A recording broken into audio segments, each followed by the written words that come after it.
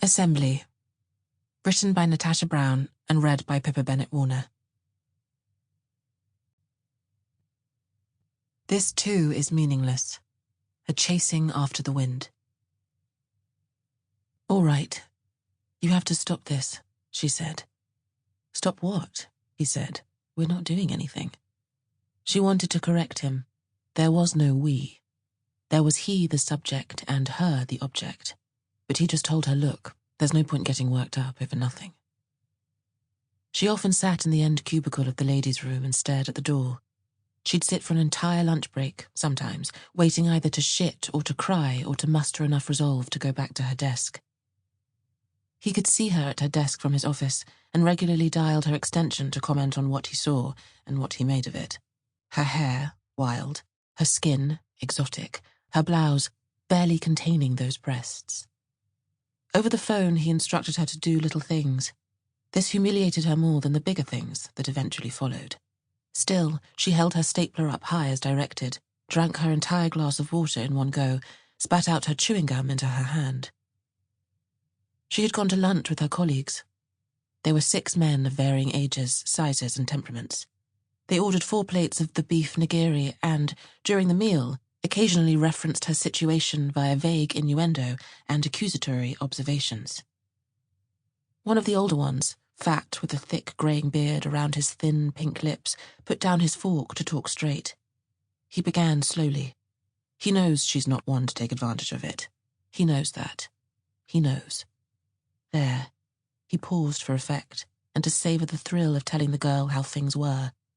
But now, she must admit, she had an advantage over him and the others at the table. She could admit that, couldn't she?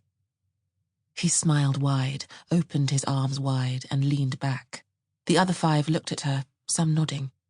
He picked up his fork again and shoved more raw meat into his mouth. His office was glass on 3 sides, rows of desks stretched out to the right and left, a spectator's gallery. She had centre stage. He sat talking to her, quite animated. He hoped she would show some maturity, he said, some appreciation. He was getting up from his chair, walking towards her, brushing against her, though the office was large and he had plenty of space. She should think of the big picture and her future and what his word means around here. He said this as he opened the office door. It was nothing. She thought this now, as she thought it each morning. She buttoned up her shirt and thought it, then pushed small studs into her ears. She thought it as she pulled her hair back into a neat bun, left her face bare, smoothed down her stiff, grey pencil skirt.